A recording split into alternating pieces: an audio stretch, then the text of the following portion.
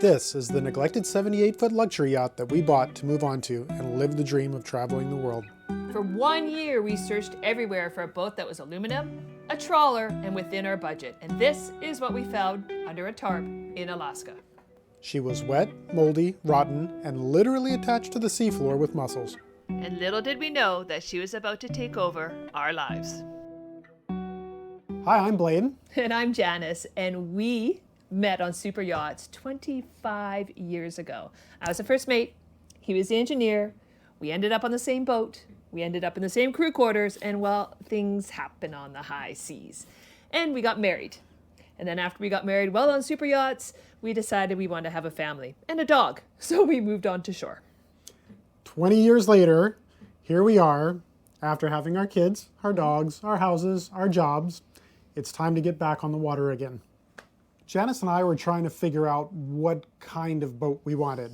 We basically did most of our time on sailboats. And No, I'm a sailor at heart. Yep. Let's just get this right out there. And I am as well. I grew up on sailboats. But we're getting older now and we want easy. So we decided on a powerboat. And then namely the style of boats we're looking for were more the trawler style boats. But what kind of boat too? Did we want her made out of? We wanted aluminum. Yeah. We are aluminum snobs. We've worked on all of them. Did not want fiberglass, hate fixing fiberglass. Did not want steel, it rusts. Did not want ferro cement. I don't even know who the heck makes boats out of ferro cement. Nope. And did not want wood. No. You couldn't pay me enough to get a wood boat. Sorry. Love wood boats. Them. They look beautiful when they're well maintained. Would never own one. The other reason we want aluminum is he welds.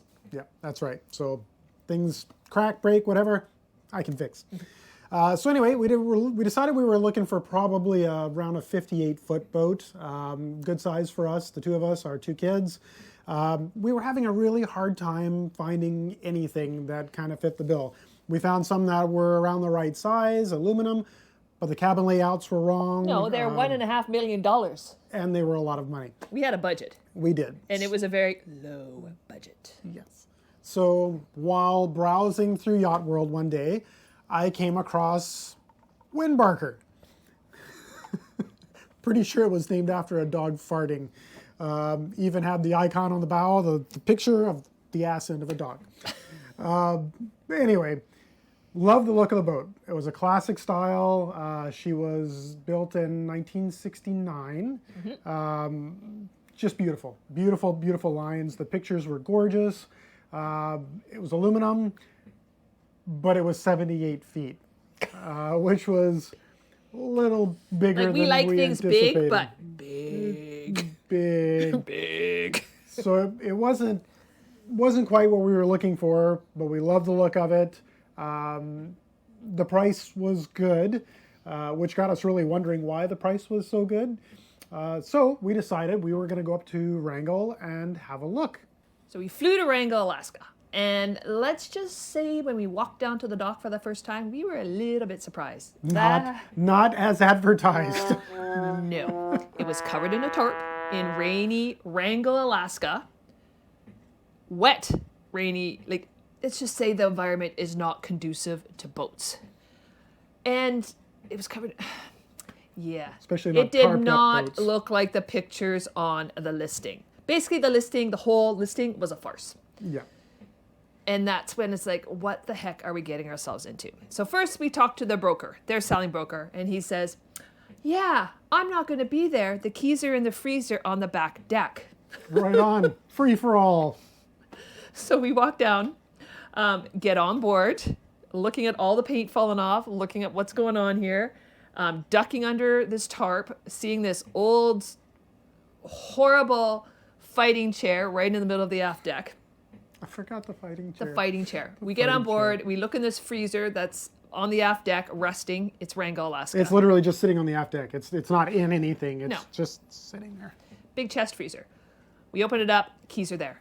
Yay! Broker was right about one thing. We use the keys, we get inside. It is full of mold. The lights don't work. We have no lights. There's no heaters. It's damp, cold, dreary. and think there was- dark. No lights, I think there was one fan, like a little inline fan Yeah. about this big. but no that daylight was- because it was tarped, so the sun couldn't come in. So there was nothing. It was prime mold growing. And conditions. we had 3 days in Wrangell.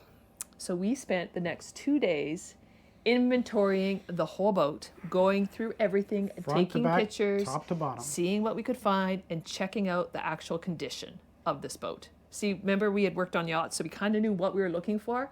Only problem is we kind of had higher expectations than what we were seeing. This was not a yacht. And we were staying at the local Airbnb, which I'm pretty sure is the only Airbnb in This must be Wrangell. one of the only ones. And we weren't the first buyers to come see. And the owner of the Airbnb, he had all the goss and he filled us in on everything. After 3 days, we left Wrangell with a ton of pictures, still a lot of questions, and an uncertainty on whether we were actually going to be boat owners. Because we knew, just looking at this boat, how much work it was going to be. Yes, we thought a lot of it was cosmetic, but we didn't know what was under the paint that was flaking off. Well, you could see it was aluminum, but there was a heck of a lot of paint flaking off. And we didn't know what was under the teak decks. First of all, it's teak decks, which is always a lot of work. We didn't know what the varnished rails were going to be like because we knew the varnish was falling off. It was a mess. And also the black mold was an issue. So once we flew home to Canada from Wrangell, we had a lot of discussions about what we were going to do because it was kind of in our budget. They wanted $350,000 American for it. Which is still a lot of money, even for That, yeah. because we knew it was going to take not thousands, hundreds of thousands of dollars to fix up. And thousands of hours. But there was parts of it that we fell in love with. For me, I fell in love with how the teak railing came down the cap rail and joined the other teak. It was absolutely stunning. Is there anything you fell in love with her? It's just the look. I love the styling of the boat. And for me, I'm what I do for a living. I love classic with new technology in it. So that was where I was. I saw the potential of what could be. So we decided to make an offer. Yep, I kind of thought we were a little bit crazy, but we decided to make an offer. There was no way it was going to be around $350,000 American, which is almost 500,000 Canadian back then. We made an offer for 200,000 Canadian. I think the guy laughed at us. We said $200,000 Canadian and the tanks full, the diesel tanks, which is how much diesel in this boat? You know, back then it was probably 10,000 US, 11,000 US. Yeah, but how many gallons does it take? Oh, 3,000 gallons. 3,000 gallons. So we put in the offer, he declined it.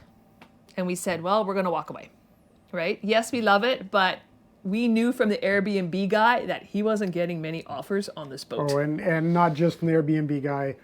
Nobody was going to be buying this boat unless they were willing to do the work themselves. It would And just knew not how to be do the work, worth it yeah. for anyone.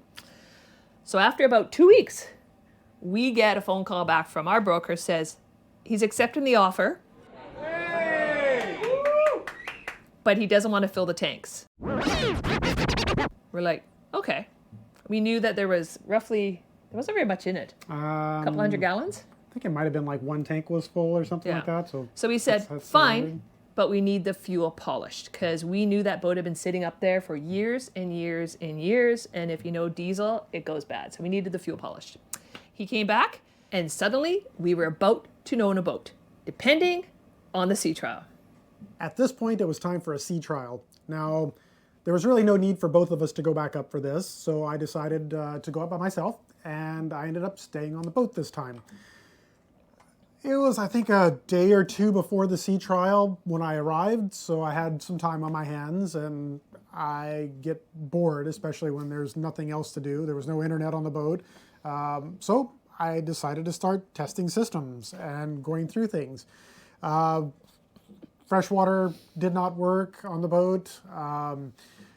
The generators didn't work on the boat.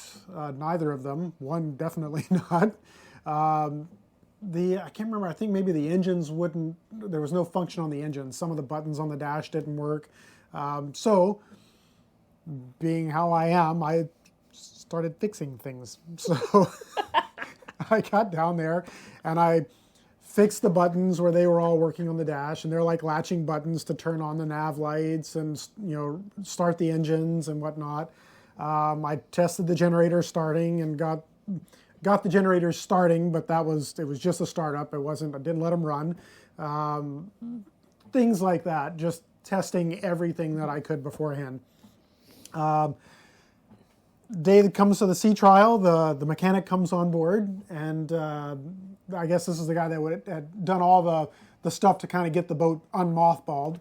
And he says, so just to let you know, this doesn't work, and this doesn't work, and this doesn't work. And I looked at him and I said, well, I've been here for a couple of days, so all that stuff works now. And he goes, this is the boat for you.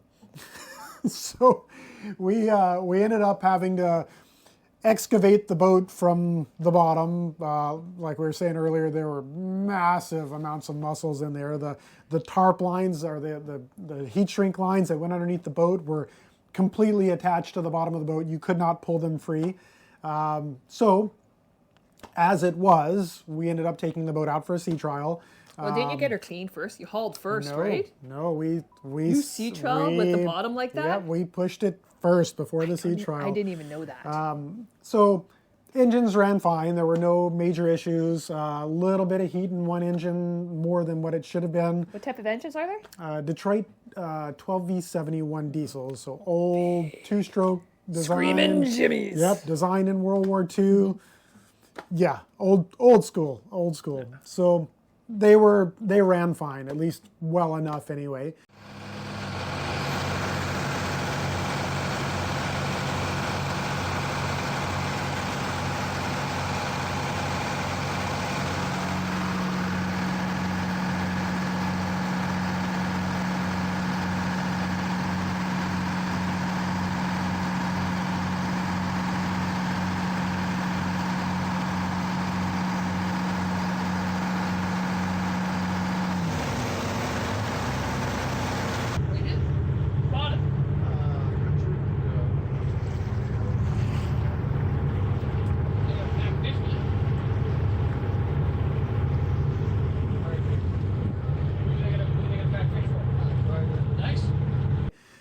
So at that point, we decided to haul the boat to do an ultrasound because we wanted to check everything out. Really, so, that was the only thing we were worried about. Engines and stuff we knew we could fix. Generators we knew we could fix. We needed that aluminum hull not to be holy. No, which at the end of the day, the ultrasound was probably not super awesome at pinpointing if it was good or bad because of the way aluminum corrodes.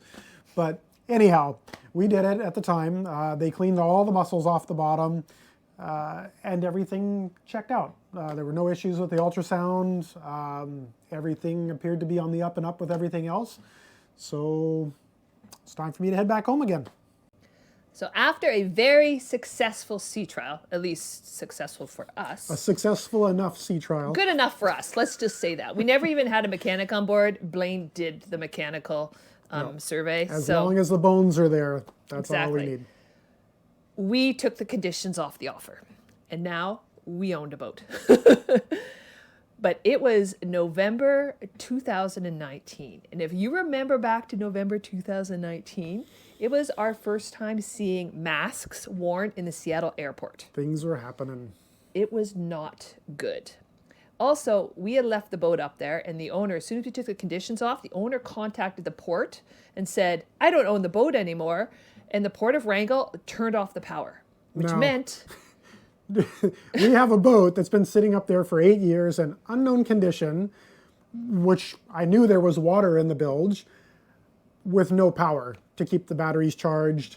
which That means boat, no bilge pumps. if it had had a leak, it would have been on the bottom. So I am sweating down in Victoria, and we are in panic mode getting in touch with City of Wrangell and getting the power turned back on again. Luckily we did, but then we had to make a decision.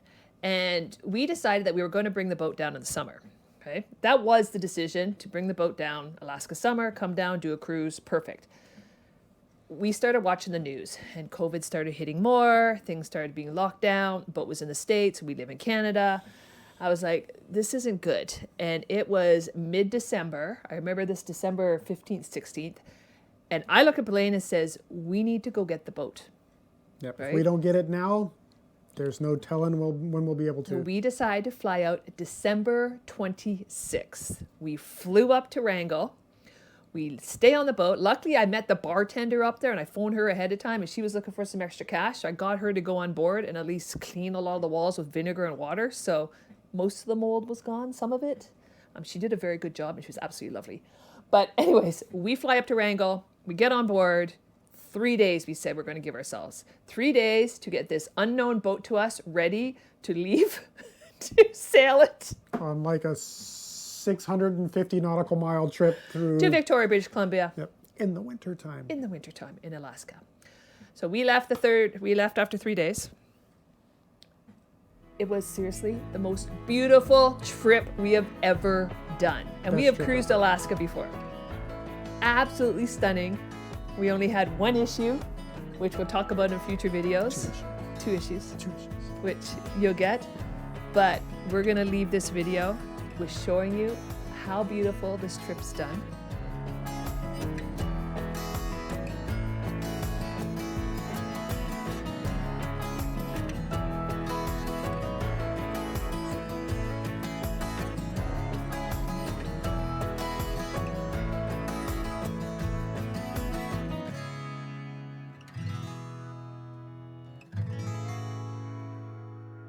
But now the boat was in Victoria. So now we needed all the stuff to get her ready so we can move our family on board, which included heat, electricity, water, and most of all, a place to keep her. Best of all, the kids hadn't even seen the boat yet. It was time to show them their new home. And that was only the first video in the whole story on board Tangaroa, the never-ending sea trial. So join us, subscribe, and wait until you see what we do to this boat. Are we actually going to make it our retirement dream? You'll have to watch to find out.